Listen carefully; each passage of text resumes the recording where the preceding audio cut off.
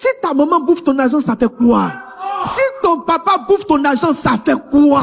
Beaucoup de chrétiens dorment dans les églises pour que leur prophète ou des pasteurs parlent sur leur vie. Mais le premier prophète de ta vie, c'est ton père et ta mère. Beaucoup d'entre vous, vous êtes remplis dans les églises, mais vous méprisez vos parents biologiques. Vous avez l'impression que la bénédiction d'un pasteur peut annuler les malédictions d'un parent. Mais je peux pressentir dans mon esprit que l'autorité des parents est prédominante même sur l'autorité de celui qui te bénit à l'église. Parce que moi, je te parle par un lien d'esprit, mais lui te parle par un lien de sang. Ta mère qui parle sur ta vie, elle a connu les douleurs de l'enfantement. Moi, j'ai pas connu les douleurs de l'enfantement. Peut-être j'ai connu les douleurs spirituelles. Vous êtes remplis dans les églises et remplis de malédictions parce que vos parents qui sont vos prophètes, qui disent des choses qui doivent arriver, on dit des choses et vous plaisantez avec. Vous insultez vos parents, vous êtes assis dans les églises et tu es étonné que toi c'est seulement compris pour toi là seulement ça prend jamais. On t'impose des mains au nom de Jésus, ta vie change par la puissance du Saint-Esprit. Rien, zéro. Parce qu'il y a un père, tu as blessé, tu as frustré. Vous faites des dîmes à l'église, tu faites des offrandes, vous donnez des millions dans les églises, mais tu n'as jamais donné 1 million à ton papa, jamais donné 1 million à ta maman. Qui a payé tes études? Qui a payé tes études? Qui t'a donné à manger? Je ne dis pas de ne pas donner à l'église, mais je pense qu'il y a quelque chose que tu n'as pas fait comme tu devais faire.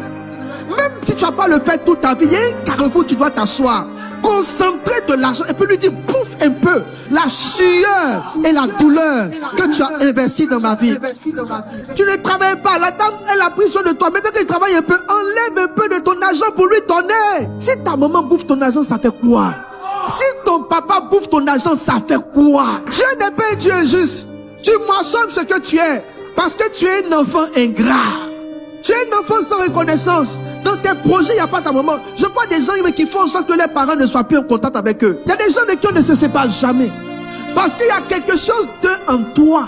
Tu ne parles plus avec ton père, tu ne parles plus avec ta mère. Dieu, dans la Bible, Dieu les a établis comme prophètes. Ce qu'ils pensent de toi là-bas va arriver. La bataille des parents, vous n'allez jamais la gagner. Si tu ne me crois pas, observe ta vie sur les 5 dernières années, tu vas voir. Tu as eu des semblants de succès, mais ce ne sont pas des réels succès. Tu es rempli de douleur. La douleur est dans ton âme. Demander pardon n'est pas le but. On me demande pardon jusqu'à ce que la personne ne soit plus en colère. Si tu demandes pardon que la personne est toujours en colère, c'est que tu n'as pas encore fini de faire. Tu ne dis pas j'ai demandé pardon parce que le but du pardon c'est apaiser quelqu'un. C'est pourquoi quand David priait, David ne disait pas pardon mais dit sois apaisé envers moi. Tu peux avoir demandé pardon mais la personne n'est pas apaisée. Donc tu peux dire à ta femme chérie pardon mais elle n'est pas apaisée. Tu sens que ce n'est pas encore fini. Donc toi maintenant tu travailles à l'apaiser, pas à demander pardon mais à l'apaiser. Allez-y apaiser quelqu'un. Prends tes bagages, mets-toi, pleure, attrape ses pieds, crie. Jusqu'à ce qu'un jour Dieu l'apaise. Dans les 10 commandements, ça fait partie. Il dit honore ton père et ta mère.